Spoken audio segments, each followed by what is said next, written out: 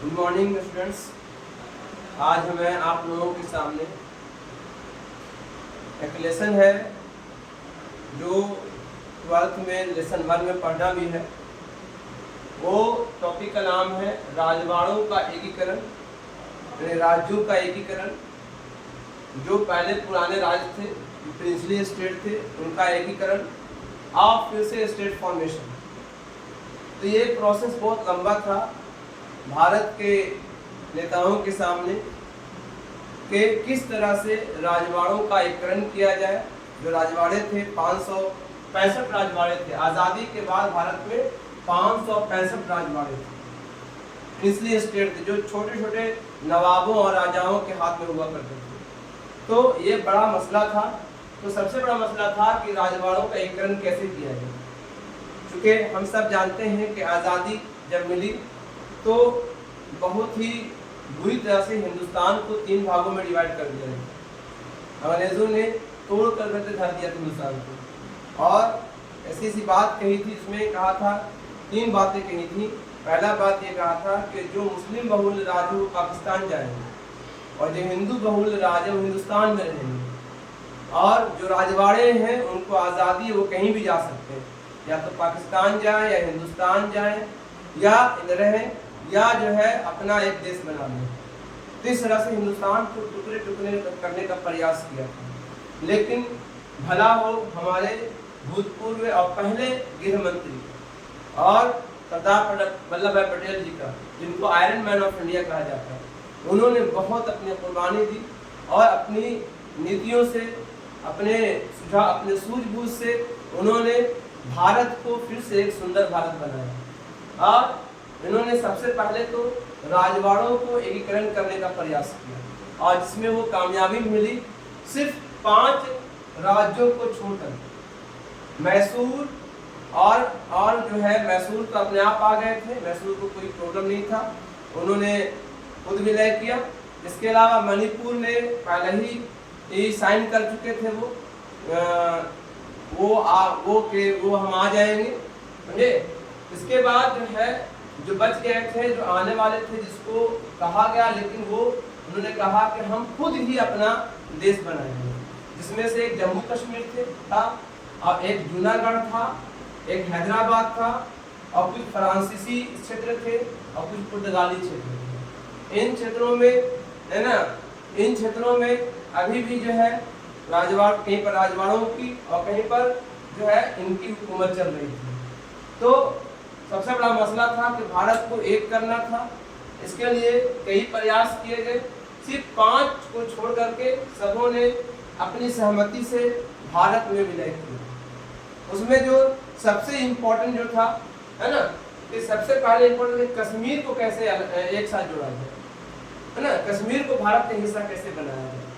तो कश्मीर को जो है, राजा उस समय थे राजा हरि सिंह, है ना। जब पाकिस्तान ने कश्मीर पर आक्रमण किया था, 1947 में आक्रमण कर दिया था, तो उसने भारत के तत्कालीन प्रधानमंत्री, तत्कालीन गृह मंत्री सरदार पटेल जी को उन्होंने फ़ोन किया, उनसे संपर्क किया, और फिर उन्होंने शर्त रखी कि आप भारत में विलय पत्र पर हस्ताक्षर कीजिए, मैं आपकी मदद के लिए तैयार हूँ।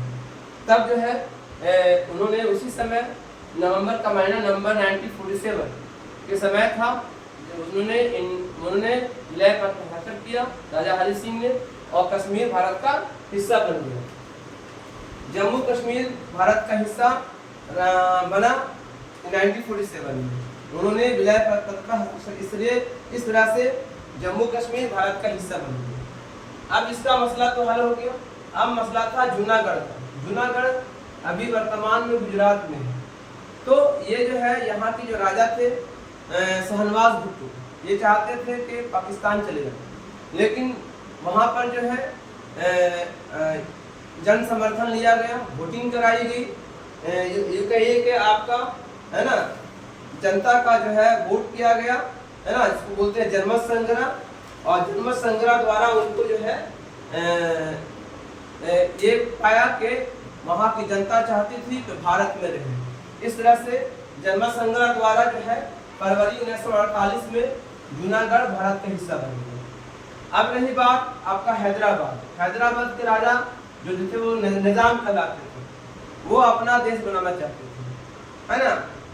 लेकिन वहाँ की जो आम जनता थी, जो लोग थे, वो चाहते थे भारत का हिस्सा बने, और इस तरह से वहाँ के रजाकारों और आम जनता में हिंसा भड़क गई, और हिंसा भड़क गई, है ना, खूनी संघर्ष का रूप धारण कर लिया।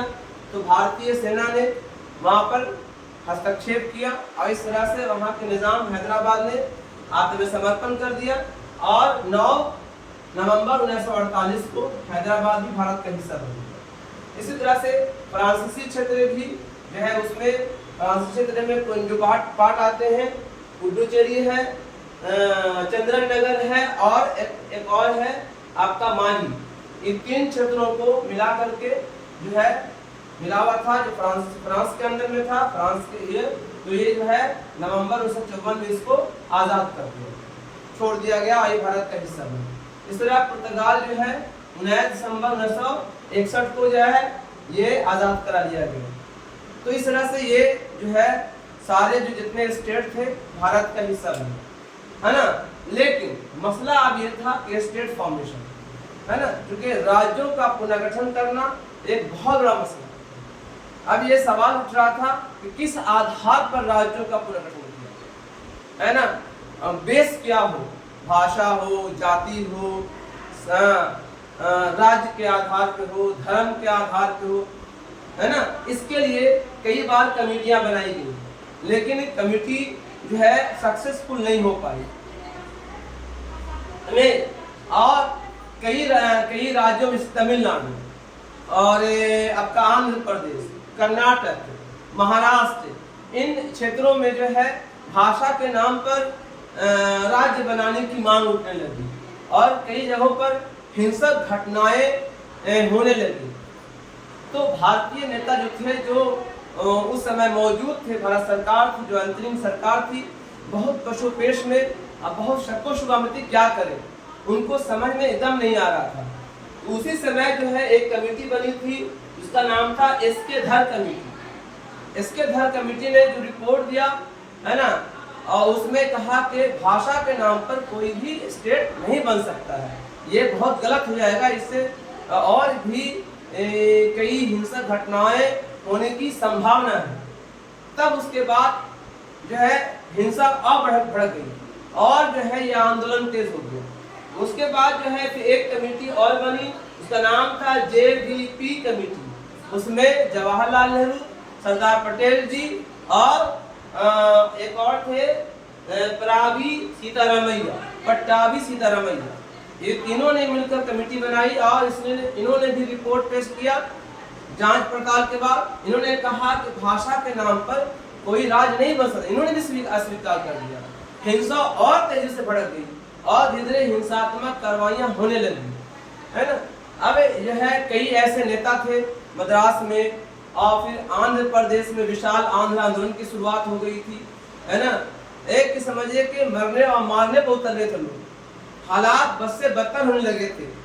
आखिरकार जो है इन सब को देखते हुए जो है एक और भी संस्था बनाई गई, है ना। ये जो है संस्था का नाम था, ठीक है, 1953 में संगठन बनाया गया जिसका नाम था राज्य पुनर्गठन आयोग, और इसमें जो है 3 आदमी थे।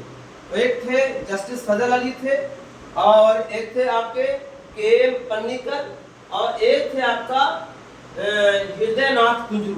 ये 3 लोग, इन लोगों ने रिपोर्ट किया, और इन्होंने बताया कि ठीक है भाषा के नाम पर भी राज बने, इसके अलावा और कई आधार पर, जैसे प्रशासनिक आधार पे, क्षेत्र के आधार पर भी, ताकि सबके अपने अधिकार में, आप भाषा के नाम पर मांग रहे हैं, कुछ प्रशासनिक अधिकार पर बने, कुछ जो है ऐसी जातियां, कुछ ऐसे भी राज्य हैं जो क्षेत्र के आधार पर पिछड़े हुए, तो वो भी बने। इस तरह से इनकी जो है बुद्धिमानी से जो है ये बात चल गई, और भाषा के नाम पे जो पहला राज्य बना वो था आंध्र प्रदेश। इसके अलावा जो है फिर कई राज्य बने, केरल बना, कर्नाटक बना, महाराष्ट्र बना, गुजरात बना, ऐसे भाषा के नाम पर कई राज्य बने। आज जो है भाषा के नाम पर लगभग 16 राज्य हैं। इसके अलावा और भी कई राज्य हैं जो किसी क्षेत्र के आधार पर बनाया गया। झारखंड है क्षेत्र के आधार पर है, आपका तेलंगाना जो है क्षेत्र के आधार पर है, साउथ आपका जो 7 सिस्टर ऑफ इंडिया है वो अपने अपने विशेषताओं के आधार पर बनाया गया। तो ये भारत के सामने जो सबसे बड़ी समस्या यही आई थी कि स्टेट फॉर्मेशन कैसे हो, है ना, स्टेट का निर्माण कैसे किया जाए, भाषाओं का और उसमें कैसे कैसे के ताकि उनकी भी अपनी समस्या हल हो जाए और दंगा फसाद ना हो और बहुत सारी जो घटनाएं, ये सबको संभालना आसान काम नहीं था। हर आदमी अपनी फैमिली का, अपने परिवार का मसला तो हल कर लेता है, लेकिन देश का बहुत बड़ा मसला था, क्योंकि भारत कोई एक जाति, एक धर्म, एक संप्रदाय और एक क्षेत्र का देश नहीं है। भारत एक गुलदस्ता है जहां पर बहुत सारे फूल है ना, तो इसमें अलग अलग खुशबू है, अलग अलग रंग के लोग हैं, अलग अलग उनकी भाषाएं, अलग अलग सोच के लोग हैं। तो यहाँ पर जो है सरकार ने बुद्धिमानी से उनकी सारी समस्याओं को हल किया।